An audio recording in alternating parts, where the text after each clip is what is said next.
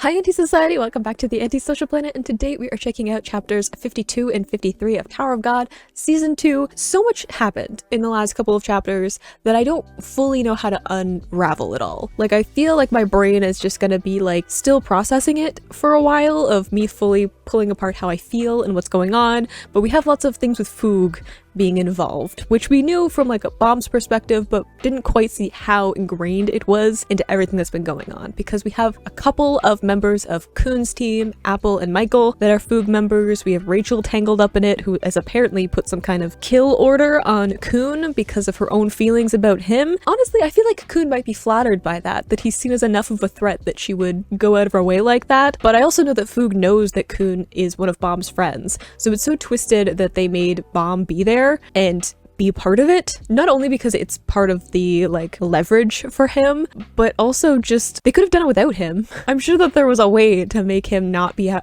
part of it. It was almost like they were trying to make him do it himself, and then when he was like no, and he turned away and he was like, you should leave this place, like they just kind of took it into their own hands with this weird kind of zealous glee that I'm uncomfortable with. I don't know, I don't really know what the full plan is for Foog, and I don't know why they would go along with something that Rachel wanted. That's my one thing, where the assumption now is that Rachel has somehow decided to kill Kuhn, has asked Foog to kill Kuhn, and I don't understand why she would be important enough for them to do that, other than I guess the connection with Rachel and Baam. Like, I'm assuming they probably know about that too, you know, given that there are people who are connected with the first level of the tower and like know the interaction that happened between Baam and Rachel and what that would mean for them. So I don't know if like they actually care about her individually or if it's just as a way of keeping Baam on a leash and on their side. I guess we'll have to wait and see. We ended off with Oryang's still injured. We don't really know what's going on with that, except that Cassino has him, which is also connected to Foog in some way. We didn't check in with Kuhn. We saw Novik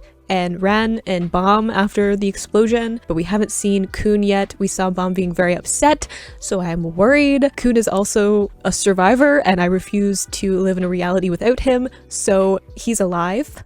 And we just have to make sure that he's okay. We also had the part of Baam's team showing up. We don't have Go-sang or Mi-sang, which I honestly think is probably for the best, given everything that's been going on. I kind of don't want them involved. We'll have to see how they deal with the rubble that's literally left behind by what's going on. So let's check out this next chapter. It's a heck of a scene to wander into with no context. I'll give them that. How do you respond to that? A wager. Interesting. I guess Baam doesn't really know what's going on because they left, right? So he doesn't see the aftermath, and they left Kuhn. Okay, so that's kind of why they're together, is that they, I guess, took Novik and Ren with them, but Kuhn was left behind in the rebel. He'll be fine. Because their whole thing was, they were saying that because Apple hacked Kuhn's lighthouse, that means that's why he wouldn't survive, but he figured it out. So, I mean, his one lighthouse got broken, but I wonder if he can still use his other lighthouse and be okay. Yeah, I don't like her like enthusiasm for the destruction and the like crazy eyes that she gave Baam when she was like, our god has arrived or whatever. It makes me very, very uncomfortable. You're very dramatic. I guess I kind of understand the dramatics if it's like making a story, right? Making kind of the legend around it, but I don't like it. Ah, is that why? Is the prestige of killing a member of Kuhn, I guess? A declaration, I guess, in a certain way? Because I was saying before of like how killing a member of the Kuhn family seems like a bad idea because the rest of the Kuhn family would have to retaliate for like image sake, if not having like familial feelings. But if it's part of Foog, which is against jihad in the great houses, then killing a member of the family, one of the, you know, great families, is more of a declaration against them. Baam is not gonna like this though. Like, we haven't heard from him yet. He's a bit of an emotional wreck. Like, he said himself that if you go after his friends, he'll kill all of you. And I feel like it's also now a declaration of Foog against Baam. Because at this point he was like, I need to protect my friends from being killed. Yeah, he has other friends that they could use for that leverage, but they've shown that even if he cooperates, they're willing to kill them. So if there's already the threat of his friends being killed, then why not take them down? I don't know if Baam will see it that way, but I will. I'd be like, you have declared war, and I will go after each and every one of you. I like how Tiny Kuhn's just like, this is so annoying and inconvenient, and I'm just going to kill everyone here. Yeah, I kind of believe that, honestly, because if it's not going to be Tiny Kuhn, it's going to be Baam. You're stuck in the air in like this stone capsule, right? with Baam, who's emotionally vulnerable and super pissed that you just killed off his friend because he doesn't know what happened. So I feel like you're all gonna die. I don't know how much Khun's team is gonna be angry or upset about his death, but I think they're definitely gonna want to fight their way out of this. But also, just him like saying he's lying, like look how tired he looks in this though. It makes me a little worried. He has used a lot with the previous fights. I'm waiting for like Baam to just, like for Baam to just like show up and like floor everyone. That's what I'm waiting for at this point. It's just Baam to total everyone within a certain radius. Because I feel like he's done, right? Like he is fed up with what's happening and everyone fighting. He's had Oryang get injured to the point where he's like on the brink of death. He's had Khun killed in his perspective. I feel like he's just done now. Did he use one of Novik's abilities? Yeah, he does that.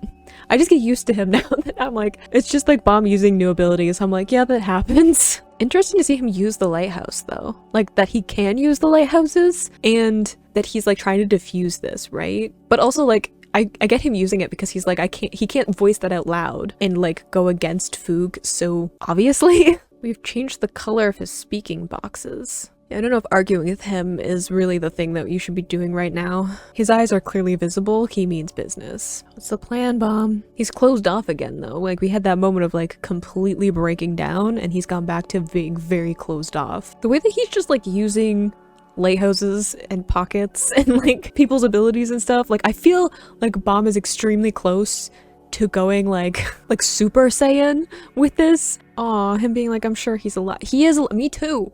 I'm sure he's alive. But Baam's just like pulling out all the tricks and I kind of appreciate it. He's gone like, I don't know, super galaxy brain. I don't want them to be a team. Baam already has a team.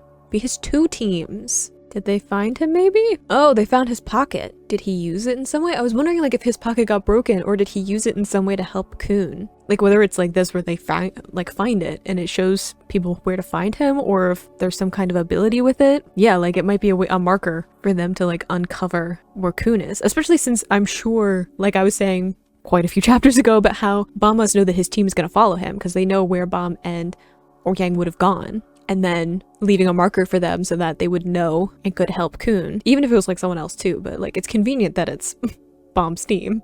Very strategically avoided being crushed, which is good. Made a shield with his abilities. Yes, help him. He is friend. But that might be hard to explain. I don't want Baam joining the workshop battles with this other team. I want him joining with his team. He has a team. Ooh, are we getting flashback to what he did? I did see that he reached out, but it could have been for multiple reasons if he had left his pocket behind on purpose. He is Baam. Trying to figure it all out.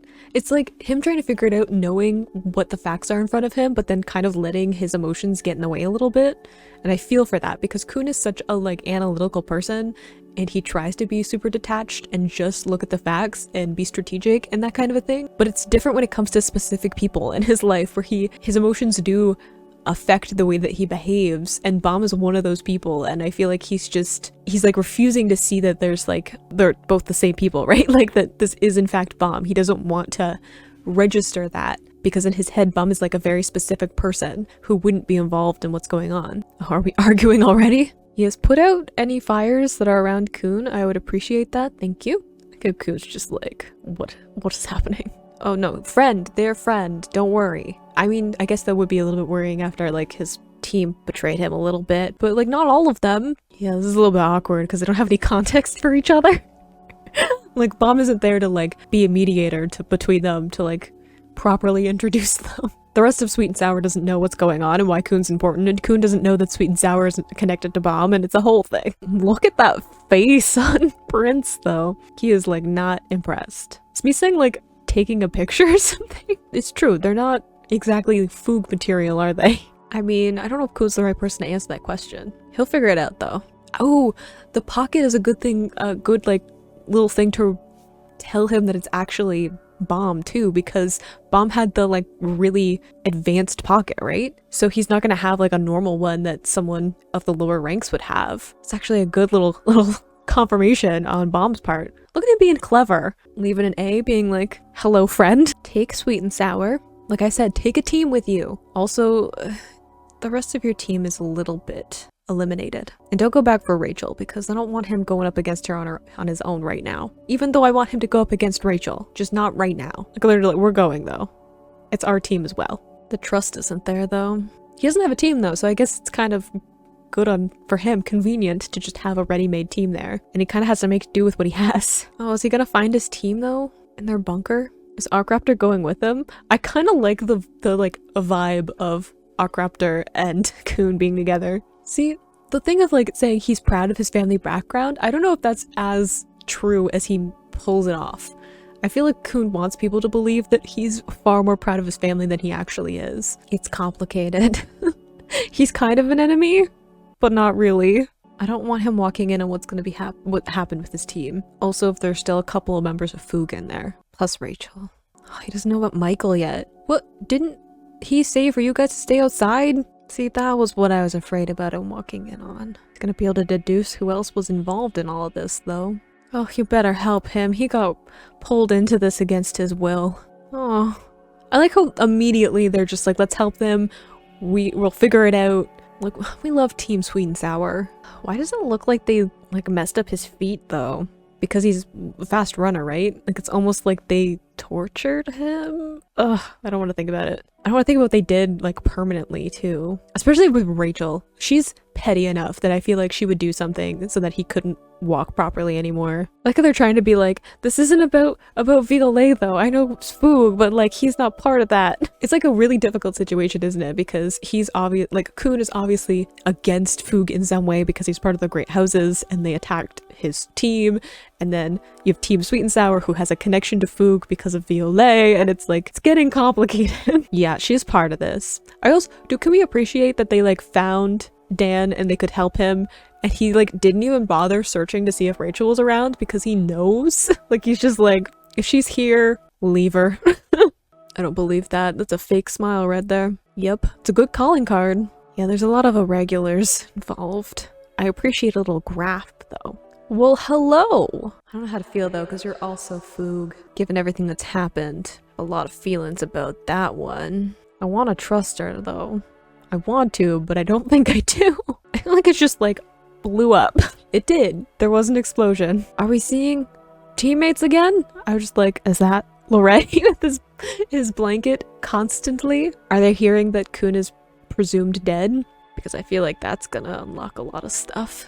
So it says there, presumed to be dead with Kun. Oh, there's so many things where I'm like, you don't know though. It's not what you think. Gosh, is that the look on Shibitsu's face? Dang! I feel intimidated. Who are you? New gentle giant? Would you like to join my collection? Okay, so like we have like what? Shibitsu, Anak, and Dorsey. Maybe Hats? People have changed outfits and grown up, but I feel like I don't know the others. This one, her, and him. And there's someone else over here. Oh, and here. We're missing a few out of frame. Where's Rock? Is that my sweet boy? Is that my darling boy who's gonna go on the hunt because somebody attacked Kun and I'm gonna be so proud of him? Oh, I'm sorry that it's bad news, but also, that's my boy. I'm so happy to see you again. Even if you're not in chibi form right now. I like how you think a genius like me could be fooled? I like how people just don't believe it. It's like, Baam's like, nah. Rock's like, nah. The look on his face though, like, ugh. He's presumed dead, not confirmed dead. Rock's gonna go find him. I miss people getting called turtles. I miss my sweet boy. I'm so happy he's here. He's gonna figure out what's going on, or at least hunt somebody down. As he walks away into the mist. It's a bit of a high note to end on, actually. I feel like this is like the final setup before maybe the workshop games though, where we've brought everything kind of together, a lot of the pieces, getting to see a bunch of the characters. We haven't gotten the like end of this like a wager part of the story yet, but I feel like that's kind of little parts as we're leading up to the workshop battles, because that's where Foog with Baam are going to be, and then I'm assuming that that's where Kun is headed to, because he asked the rest of Team Sweet and Sour if they were ready to go to the next floor, so they were going to follow him. And then of course we have the rest of like people from season 1 seeing what happened, and they're probably going to try and figure out what happened. Like there's no way that they're not going to end up where the rubble is, or like looking for Kun in some way to track him down, because they're also in denial that they would live in a world without him. And having the clear marker now that this is Foog's message, and kind of like I was saying before, like a declaration of them getting more serious about what's happening and not working in the shadows as much, and having specifically Violet's name connected with that. So things are getting really intense. I want everyone to just be friends again, and I feel like that's not going to happen for a very long time because not everyone has the information. But on the upside, I got my sweet boy Rock back, and I'm just so happy to see him. It's ridiculous how happy I am to see him. And I'm glad that Dan seems like he's gonna be okay, because it seems like a shame that he got roped into all of this and got treated that way. I'm worried about his legs. I'm sad about the bird that is apparently dead and not being able to rescue him. Like, didn't really get to see much of his character. It's a bit of bittersweet moment. It does feel like we're really leading back to the workshop battles now. We kind of deviated a little bit with some of the other stories going on, but it feels like that's where everyone is headed again after the shakeup of what just went down. So we'll have to wait and see. I am still kind of torn up about Kun's losing his team and everything that he had prepared for all of those years being for naught, but we'll see how he works everything out. You can click this playlist to go and see my previous reactions, or you can subscribe so miss next time I post a Tower of God reaction, and I will see you in the next video. Bye!